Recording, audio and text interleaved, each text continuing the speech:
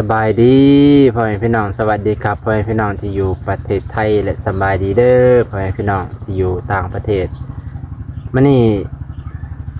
บ่าวน้องสิพาอัปเดตห้องน้ำของบ่าวน้องพ่อแม่พี่น้องหลังจากที่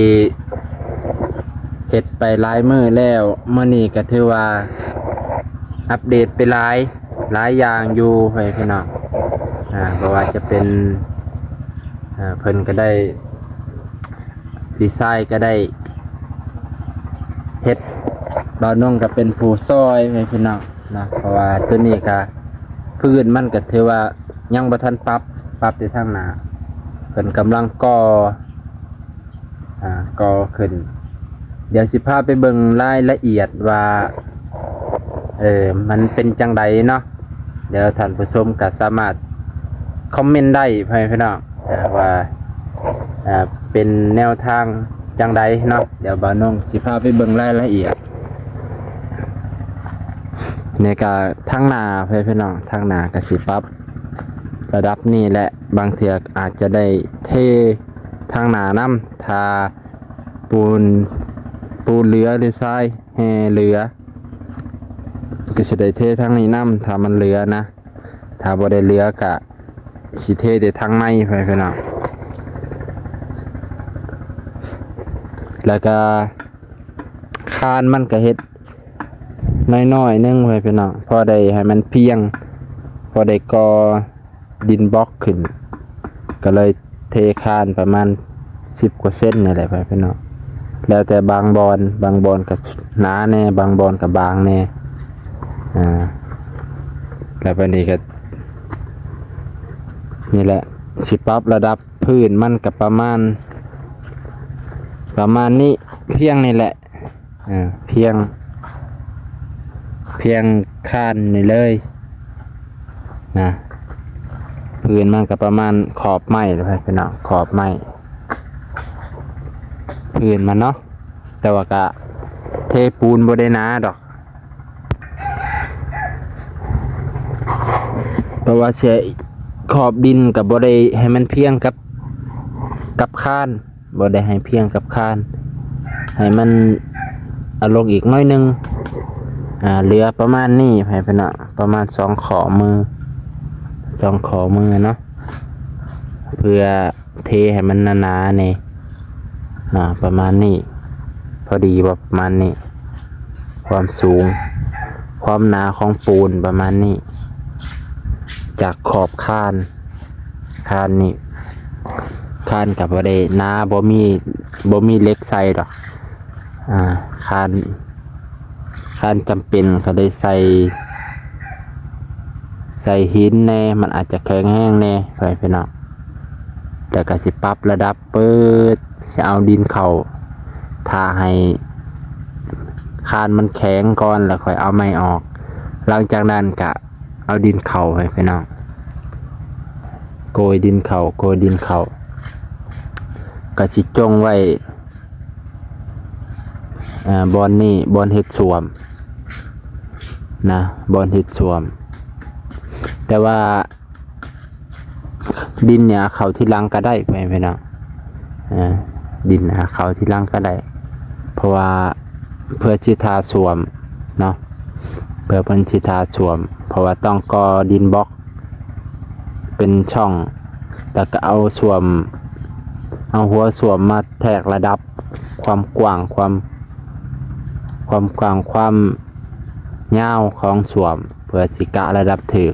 เพื่อจะเอาก้อนดินบล็อกก่อให้ถึกนะเพราะว่ายามเทพื้นเนี่ยกะยามเทพื้นให้พื้นมันมิดชิดกับตีนเหยียบของสวมเลยปล่อยพี่น้องเนาะคิดว่าน่าจะเห็นจังสั้นแหละมันก็เลยมองนี่ต้องขุดบอนนี่น่าจะได้ขุดให้มันลึกๆนะบอนนี่น่าจะขุดให้มันลึก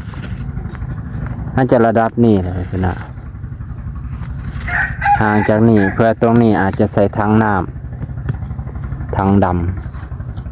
มันจะประมาณนี้ จะขุดเลิกๆเพื่อทอให้มันโผล่แต่ก็บ่ได้ให้มันโผล่ดอกอาจจะเอาก่อดินบล็อกปึ๊บก่อดินบล็อกแล้วเฮาก็ให้แทกระดับกับหัวส้วมแทกระดับกับหัวส้วมแล้วเฮาก็เอาทอขึ้นมาให้หูทออยู่ประมาณนี้แล้วค่อยเอาปูนเพิ่นเอาปูนลาดสี่เหลี่ยมที่เฮากอไว้นั่นแหละลาดลา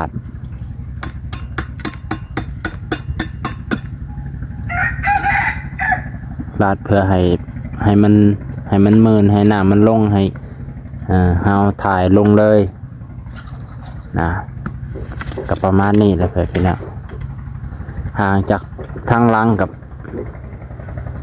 บประมาณนี้เนาะเดี๋ยวประมาณนี้แหละติดผาไหลก็บ่ได้ประมาณพี่นี่เอาคอยติดตามต่อไปพี่น้องแต่ว่าตัวนี้แหละย่านตีก้อนบล็อกกับเสาเนี่ยมันบ่อยากกอดกันมันบ่มีสว่านเจาะอันเจาะเสาแล้วเอาตะปูใส่ช่วงก้อนดินบล็อกเนาะคันมีน่าจะเจาะ1-2ก้อนบล็อก1-2หู้หรือหู้1พอให้มันยึดไปเนาะแต่ว่าโดนไปอย่ามันแตกอย่ามันร้าวเพราะว่าเฮาบ่มีสว่านมันก็เลยลำบากแน่ถ้าบ่มีเสาตะกี้ก็คักคือกันบ่น้องกับคิดว่าท่านว่าบ่มีเสาก็ก่อได้คือกันคันบ่มีเสาเนี่ยเฮาต้องเทพื้นให้เรียบก่อนพี่น้องเพื่อกอดินเสาเพื่อกอดินบล็อกมันจะเพียงกันเลยนะต่อพอดีปูนเบิดพอดีเหลือคุหนึ่งช่วงนี้บ่น้องกับบ่ได้ไปไสบ่ได้ไปถ่ายไสเลยพี่น้องเอ้ยค่าแต่เวียกหลายคือว่าประเทศไทยช่วงนี้ก็กำลังอยู่ในความโศกเศร้าเสียใจเนาะอยู่ในช่วงที่ต้องทำจิตทำใจในการแสดงความไว้อาลัยแสดงความสวรรคาลัยนำพ่อแม่ปวงประชาชนไทยนำที่สูญเสียแม่ของชาติเนาะบ่น้องคิดว่าน่าจะบ่ได้เฮ็ด2ห้องเด้อพ่อแม่พี่น้องเพราะว่าเฮ็ดไปเฮ็ดมาคือว่าแคบแล้วน่าจะเฮ็ดห้อง1ห้องเดียวแหละคือสิบ่ได้เฮ็ด2ห้องคันเฮ็ด2ห้องมันแคบมีแต่สิใส่ทางมองนั้นบางเทื่อบนนี้อาจจะสิกอเอาเป็นห้องบางแต่คันมีเงินกับบ่ได้กอไม่ติดซื้อทางใหญ่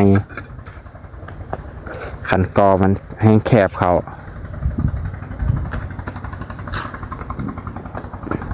ตะกี้ว่าบ่แคบเดี๋ยวนี้ผัดว่าแคบ3 เมตรกว่าบางคนแนะนำว่า3 เมตรตัวนั้นให้มันหอดหัวพอดีสับนี้ก็โอเคแล้วพี่น้องเห็ดพอใส่แต่ว่าก็เกินคาดถือว่าเกินคาดเป็นซอยเรือนะมาเนาะอันนี้ก็ขอบใจ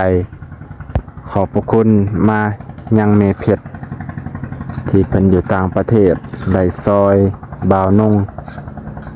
แต่ก่อนบ่าวน้องกับเป็นผู้ไปซอยบัดสุดท้ายกับเป็นผู้ถึกซอยเนาะเฮ็ดไปเฮ็ดมาจนได้เป็นผู้ถึกซอยไปพี่น้องเอ้าจังได๋ก็ขอบมกขอบใจแม่เพชรอีกเทื่อหนึงที่อุปถัมภ์คำสู้ในการสร้างห้องน้ำนะเดี๋ยวครับต่อไปก็จะได้กินข้าวกินน้ำถ้าอ้ายเพิ่นเฮ็ดแล้วกัน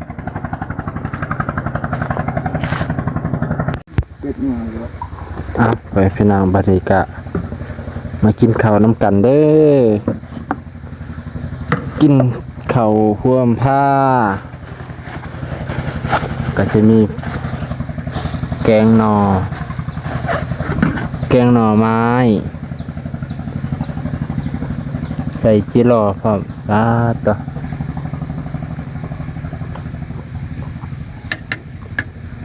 ใส่จิโร่เนี่ยก็มันไปพี่น้อง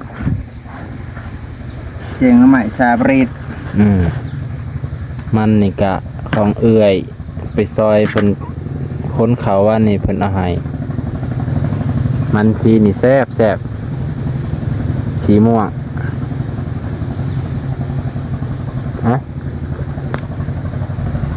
กินเขาวน้ำกันเด้อบัดเบิดสุขูทุกคน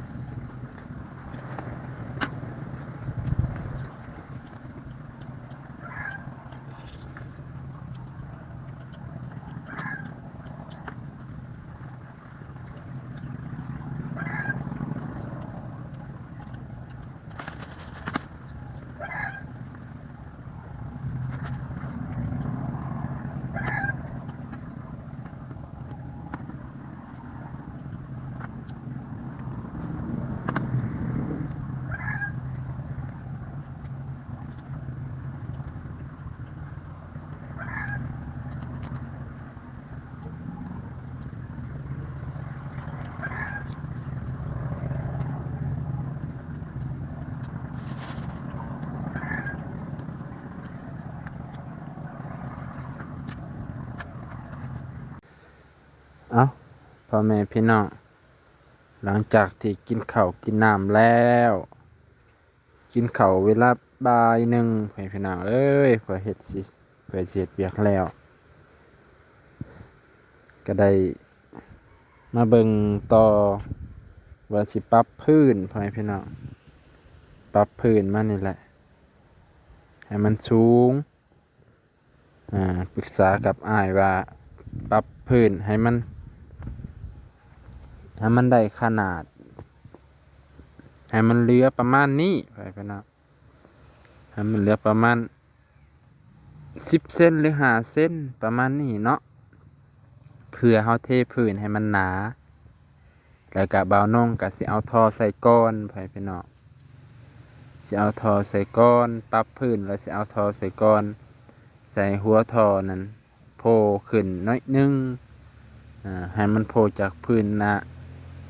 บ่แม่นพื้นดินได้ให้มันโผล่จากพื้นที่จะเทปูนให้มันเหลือประมาณนี้ให้มันเหลือประมาณนี้นะพ่อแม่พี่น้อง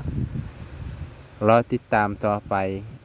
แต่ว่าตัวตั้งส่วนนั้นน่าจะบ่ผิดพลาดเพราะว่าบ่าวน้องก็เอาบทเรียนจากงานเบาสวนนั่นแหละเนาะน่าจะบ่ผิดพลาดก่อนอื่นก็สิปรับพื้นให้มันเรียบร้อยก่อน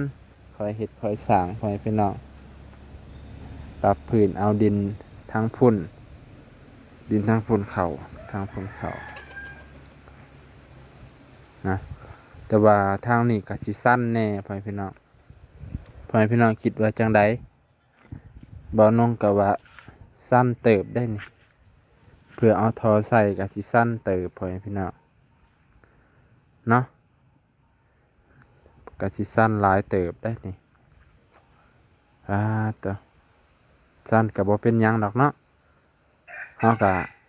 ปรับแก้ไขไปคิดว่าให้มันสั้นก็แห้งดีแหละคิดว่าสิได้เจาะหูประมาณนี้ทอนี่แหละบล็อกที่สองให้มันเอียงแบบมันเอียงเกือบหลายองศาเติบไปพี่น้องเกือบ60-70องศาพอดะมันเอียงคักๆเลยให้มันไหลลงดีๆเนาะแล้วค่อยมาปรับพื้นทางล่างมันนี่มาถมนะค่อยมาถมตีนทางล่างโอเคพ่อแม่พี่น้องมันนี่ก็เฮ็ดงานตั้งแต่เช้าจนบ่ายหนึ่งให้ก็ได้กินข้าวก็สิลุยต่อปรับพื้นให้แล้วโอ้ให้กำลังใจบ่าวน้องนี่เด้อผู้เล็กผู้น้อยขอบมกขอบใจขอบพระคุณเบิดสุขุสุขุนพ่อแม่พี่น้องและที่สำคัญก็คือขอบมกขอบใจแม่เพชรเด้อขอให้อยู่ดีมีแฮงเจ็บอย่าได้ใครอย่ามีร่ำรวยเงินทองสาธุ